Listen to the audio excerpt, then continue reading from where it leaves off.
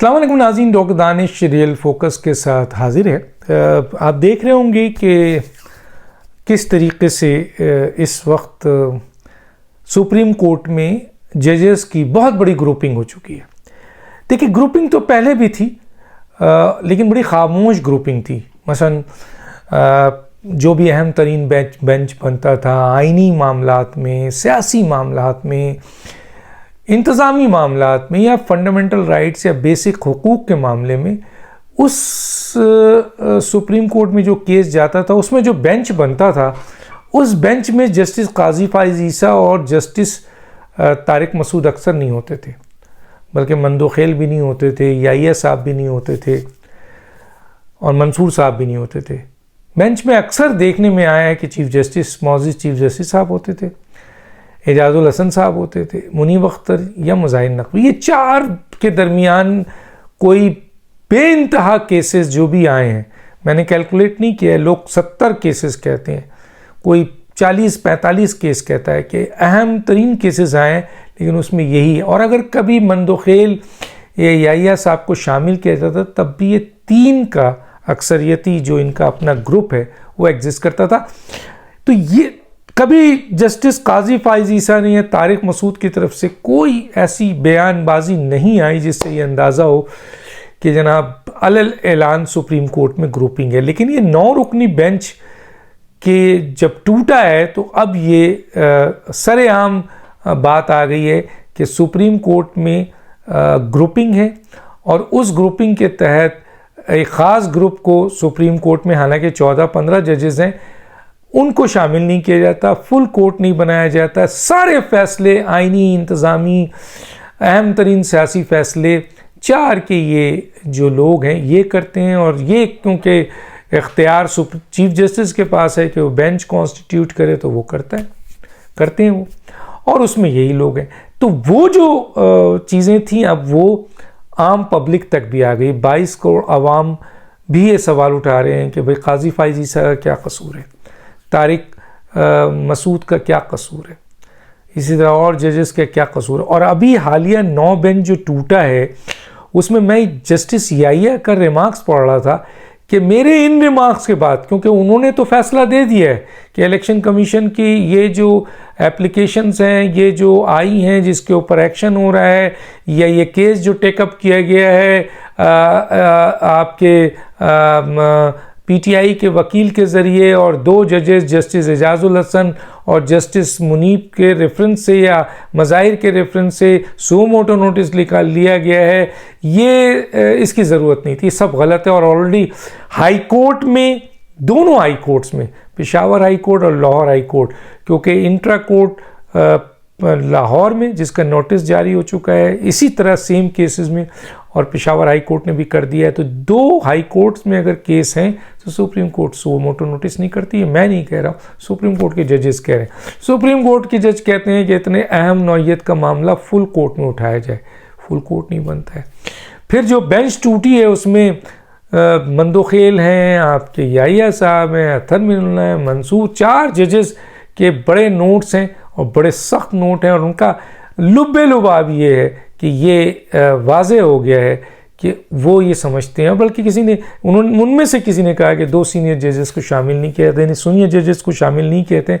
ये संगीन नौइयत का मसला है और अब सरेआम हर आदमी इसको डिस्कस कर रहा है कि सुप्रीम कोर्ट में ग्रुपिंग हो गई है। और ग्रुपिंग में अब बाज़ाब्ता ये महसूस हो रहा है कि 2 ग्रुप हैं और इस ग्रुपिंग की बुनियाद पर इस इदारे को जो नुकसान पहुंच रहा है उसकी ज़िम्मेदारी किस पे है, और इस इदारे के जो फैसले होंगे, आया अब आवाम का एतमाद, क्योंकि किसी ने ये भी लिखा है, अतर मिल्ला ने शायद लिखा है कि अगर आवाम का एतमाद इन फैसलों के पीछे नहीं है तो फिर इन फैसलों की हैसियत ज़ीरो है। तो अब जबकि आवाम ये मुतालबा करते हैं कि फुल कोर्ट क्यों नहीं है, सियासी जमातें मुतालबा कर रही हैं फुल कोर्ट नहीं है, क्यों नहीं बनता है, बार कौंसिल ये मुतालबा कर रहा है कि फुल कोर्ट क्यों नहीं बन रहा है, आपकी सिविल सोसाइटी ये मुतालबा कर रही है कि फुल कोर्ट क्यों नहीं बन रहा है। इसी तरीके से सुप्रीम कोर्ट के जजेस ये कह रहे हैं कि फुल कोर्ट क्यों नहीं बनता, बनाना चाहिए। बहरहाल चीफ जस्टिस साहब ने बेंच टूटने के बावजूद, नज़ीर ये है कि अगर एक भी बेंच से आदमी निकल जाए तो बेंच रिकॉन्स्टिट्यूट होता है, लेकिन यहाँ बेंच रिकॉन्स्टिट्यूट नहीं हुआ। यहाँ उन्हीं जजेस को जो कि ऑलरेडी 9 जज बेंच में मौजूद थे, जिनमें जूनियर तरीन लोग हैं, उनको उनके ज़रिए अब फैसला देने जा रहे हैं और उन्होंने इस पे आर्गूमेंट्स भी सुन लिए। अब देखते हैं कि कल हुकूमत इस 5 रुकनी बेंच के हवाले से क्या इक़दाम उठाती हैं, उनके वकील क्या बात करते हैं। और एक बहुत बड़ा तबका ये कहता है कि इलेक्शन, आइन में इलेक्शन डिफ़ाइन है, किसने कराना है क्या कराना है ये आइन डिफ़ाइन है। तो जब चीज़ डिफ़ाइन है तो फिर सुप्रीम कोर्ट किस बात की तशरीह करने जा रहा है। लेकिन बाहर एक ग्रुप जो है वो ये कहता है कि जी हमने देना है और इसी तरह देना है। आज हुकूमत को अपनी इस गलती का एहसास ज़रूर हुआ होगा कि जब सुप्रीम जुडिशल कमीशन में 9 रुकनी जो कमेटी होती है, जिसमें से जस्टिस काजी फाइज, तारिक मसूद, मंसूर, बार कौंसिल के मेंबरान और दूसरे जज ने मना किया कि नहीं जी जूनियर जज हम अपॉइंट नहीं करेंगे, क्योंकि आइन में प्रिस्क्राइब है कि सीनियर मोस्ट को लिया जाए, जूनियर को क्यों लिया जाए जब सीनियर मौजूद है।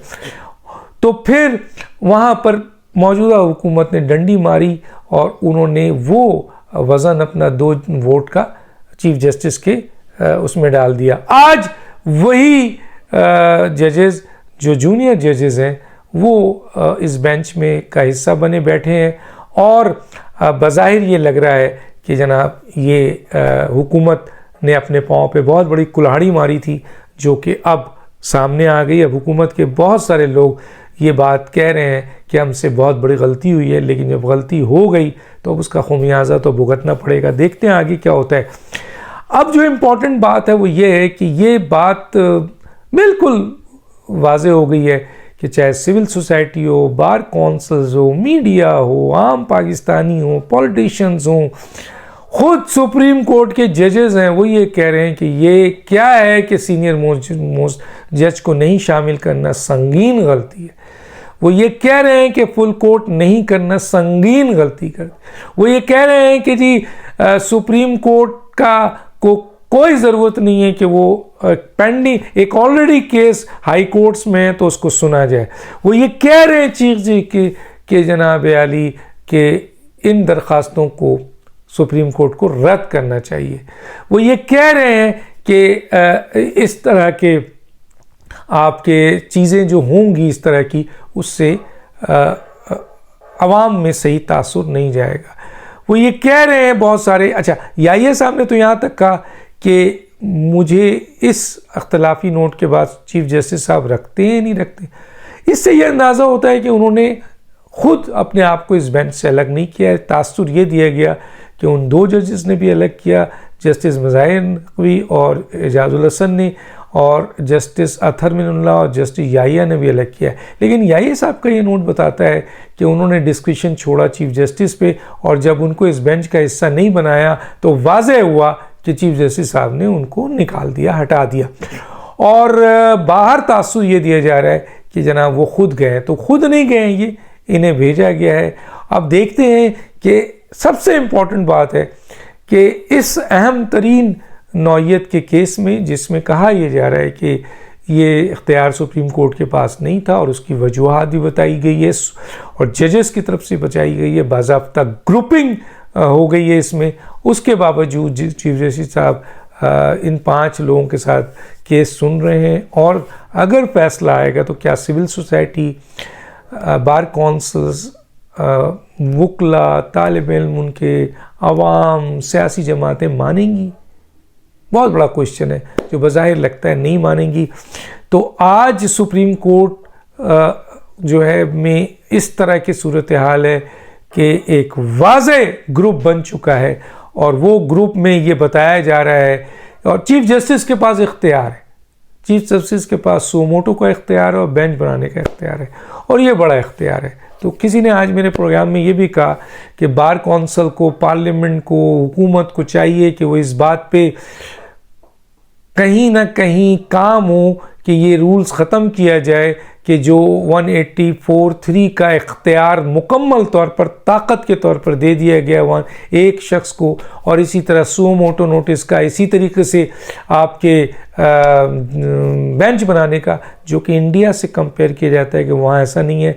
तो अब ये मौका आ रहा है कि शायद पार्लियामेंट, हुकूमत, बार कौंसल कोई मिलकर बाज़ाब्ता इस इख्तियारी एक तरीके के डिक्टेटरशिप के इस फैसले को तब्दील किया जाए। और इसीलिए आइन ये कहता है नॉट चीफ जस्टिस, वो कहता है सुप्रीम कोर्ट। सुप्रीम कोर्ट का मतलब है कि 17 जजेस में वो जजेस जो ऑलरेडी अपॉइंटेड हैं। डॉक्टर दानिश को याद दीजिए। अल्लाह हाफ़िज़।